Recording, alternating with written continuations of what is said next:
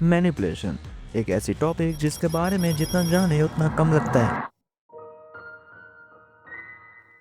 ये एक ऐसी चीज है जिसके बारे में सब कुछ सही सही कहना लगभग नामुमकिन सा है। मैनिपुलेटर्स किसी भी चीज को तोड़ मोड़ कर उसे अपने हिसाब से दिखा सकते हैं। वो किसी के सामने सच का नकाब पहनकर उनकी सोचने की महसूस करने की एबिलिटी को खत्म कर देते हैं। इस विशाल सी सृष्टि में मैनिपुलेटर्स के कई रूप और कई हथियार हैं। एक हथियार तब तक जानलेवा नहीं होता जब तक उसे चलाने वाला ना हो, एक हत्यारा ना हो। आज हम बात करेंगे एक ऐसे ही हत्यारे की, एक मानसिक हत्यारा, विश्वास का हत्यारा। एक ऐसा हत्यारा जिसके तर्कस में कई तीर थे और उन्हीं तीरों में से एक तीर का नाम था डार्वो।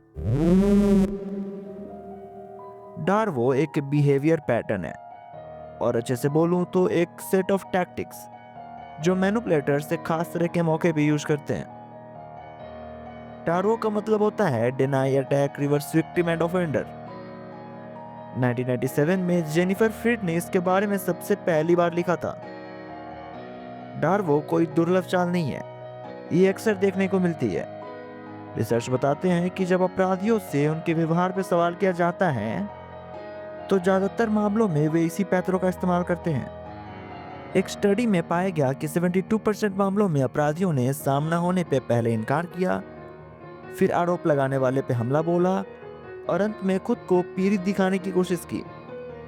ये घटनाएं छोटे सामाजिक धोखाधड़ी से लेकर गंभीर अपराधों जैसे यौन हिंसा, बाल शोषण तक फैली थी। खासकर यौन अपराधों में यह टैक्टिक बेहद आम पाई गई। यूनिवर्सिटीज में यौन उत्पीड़न की शिकार हुई महिलाओं पे किए गए एक रिसर्च में यह बताया गया कि इसमें शामिल आधे अपराधियों ने बात की बातचीत में डार्वो का इस्तेमाल किया था। पर डार्वो आखिर है क्या, इसे एक तरीके से समझते हैं। इमेजिन कीजिए एक लड़की जो अपने ऊपर हुए अत्याचार के खिलाफ आवाज उठाना चाह रही है, पर उसकी बातों को बस ये बोलकर डिनाई किया जा रहा है कि वो खुद कैरेक्टरलेस है या बस फेम या पैसों के लिए सब कर रही है। अगर आप रिकॉर्ड उठाएं और देखें तो हर साल इसके बहुत से एग्जांपल्स दिख जाएंगे आपको। पर आपको पता है ऐसा क्यों होता है? ऐसा बस इसलिए होता है क्योंकि आरोपित इज्जतदार घर का है, या किसी पॉलिटिशियन का, या फिर कोई सो कॉल्ड स्पिरिचुअल बाबा। ये चीजें बहुत ही मास लेवल पे होती है। इफ यू नो 2018-19 के आसपास एक मीटू मूवमेंट चला था, जब इतने बड़े नंबर में भी उठाई गई आवाजों को इसी टैक्टिक से दबाया गया था। सोचने वाली बात यह है कि हर मूवमेंट कभी न कभी खत्म हो ही जाता है, पर अपराध नहीं रुकते। आरोपितों की संख्या दिन ब दिन बढ़ती ही जा रही है। मोरल लेवल पे हम गिरते ही जा रहे हैं। खैर, अभी टॉपिक पे वापस आए तो आप गौर करेंगे कि इस विचित्र सी दशा में आरोपित अपने किए गए कुकर्मों से इनकार करता है और आरोप लगाने वाले की क्रेडिबिलिटी पे अटैक करता है और अपना रोल रिवर्स करके खुद को विक्टिम और असली विक्टिम को हमलावर के रूप में चित्रित करता है। ये सिर्फ यही नहीं रुकता। वो डॉक्टर जिसे हम भगवान का दर्जा देते हैं, वो आध्यात्मिक गुरु जिनमें हम श्रद्धा रखते हैं, सबके सब सिर्फ स्वार्थ में बिके हुए होते हैं। अगर आप ध्यान से सोचे तो ये डार्वो का स्रोत है डर। हाँ, वही डर जिस कारण आम लोग इस टैक्टिक का यूज करते हैं। इंसान एक विचित्र प्राणी है।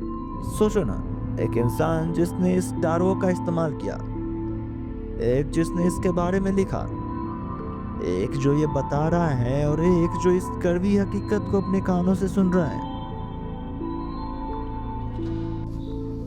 21 जनवरी साल 1869 वेस्टर्न साइबेरिया के एक छोटे से गांव में एक गरीब किसान के परिवार में एक बच्चे का जन्म हुआ, ग्रिगोरी। वही बच्चा जो भविष्य में रशियन एम्पायर के इतिहास को बदलने वाला था। ग्रिगोरी का बचपन ज्यादा जानकारी न होने के कारण एक रहस्य ही बना हुआ है। बात कुछ ऐसा है कि ज्यादातर गरीब साइबेरियंस के तरह ही ग्रिगोरी भी पढ़ लिख ना सका। उसके पिता किसान थे और चर्च में भी काम किया करते थे। गरीबी में बचपन गुजरा और जब वो 18 साल का था तो उसने शादी कर ली। Despite being a family guy, वो कभी अपने परिवार को ज्यादा समय न दे सका। क्योंकि शायद वो भी अपनी जिंदगी के मतलब को समझने की कोशिश कर रहा था। 1897 में 28 साल की उम्र में ग्रिगोरी अपने घर परिवार को छोड़कर चला गया। बहुत जगह भटकने के बाद वो पहुंचा एक मोनेस्ट्री, जहाँ उसने पढ़ना लिखना सीखा और बहुत से अच्छे काम भी किए। कुछ वर्षों बाद जब वो वापस अपने घर लौटा तो ग्रिगोरी ग्रिगोरी नहीं रहा था।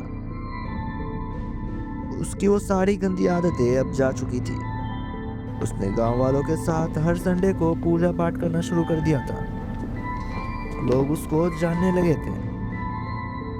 1904 या 5 के दौरान किसी समय उसने काजान शहर की यात्रा की, जहां उसने एक बुद्धिमान राजनेता के रूप में अपनी ख्याति प्राप्त की, जो लोगों को उनके आध्यात्मिक संकटों और चिंताओं का हल करने में मदद कर सकता था।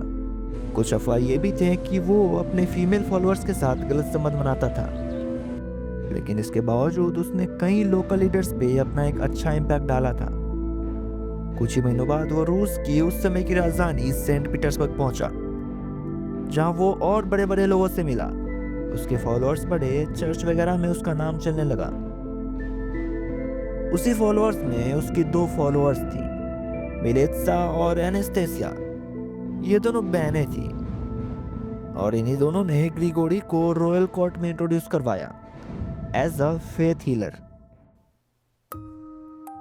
बात यह थी कि ग्रिगोरी ने उस समय तक अपनी पहचान एक ऐसे इंसान के रूप में बना ली थी कि वो किसी भी बीमार व्यक्ति को ठीक कर सकता था। रशियन एम्पायर की महारानी अलेक्जेंड्रा और उसके पति निकोलस II के इकलौते बेटे अलेक्सी को भी एक बीमारी थी, हेमोफीलिया, जिसे बहुत चिकित्सकों को दिखाने के बाद भी ठीक नहीं हुई थी और इसीलिए ग्रिगोरी को बुलाया गया था। संयोग की बात यह थी कि उसने अलेक्सी को ठीक भी कर दिया और यही वो पल था जब उसने अलेक्जेंड्रा के विश्वास को जीत लिया था और ग्रिगोरी बन गया रास्पुतिन, हमारा वो कैरेक्टर जो बदलने वाला था रूस के इतिहास को। समय बीतता है और रास्पुतिन बन गया अलेक्जेंड्रा का पर्सनल एडवाइजर, एक ऐसा व्यक्ति जो रॉयल कोर्ट में लिए गए हर एक छोटे बड़े निर्णय को इन्फ्लुएंस कर सकता था। साल गुजरती है और समय आता है प्रथम विश्व युद्ध का, जब निकोलस अपने आर्मी ट्रूप्स को लीड करने डायरेक्टली उनके पास गया था और उसने अपनी कमान जरीना अलेक्जेंड्रा को दी थी। अलेक्जेंड्रा, जिसकी हर फैसले की डोर रास्पुतिन के हाथ में बंधी थी, रास्पुतिन ने ऐसा निर्णय लिया जो रूस को अंदर ही अंदर बर्बाद कर रहा था। रास्पुतिन परफेक्ट एग्जाम्पल बन गया था एक पैरासाइट का। हाँ, वही गरीब किसान जिससे अपने शादी तक पढ़ना लिखना नहीं आता था, वो बन चुका था इस साम्राज्य के पतन का मूल कारण। Rasputin the mystic man. आपने गेस कर ही लिया होगा कि इसने अपने जीवन में कितनी बार दारुओं का यूज किया होगा। इस पे लगे आरोप को इसने कैसे इनकार किया होगा। नॉट ओनली दारू, रास्पुतिन एक मास्टर मैनिपुलेटर था। मैनिपुलेशन का सबसे बड़ा जादू ये है कि वो हमें कभी महसूस ही नहीं होने देता कि हम जादू के अंदर है, और हर दौर का अपना रास्पुतिन होता है, बस पहचानने वाले कम पड़ जाते हैं। तो जब सच दिखना बंद हो जाए और झूठ बेबुनियाद लगे, तो समझ लो कहीं ना कहीं एक रास्पुतिन जिंदा है।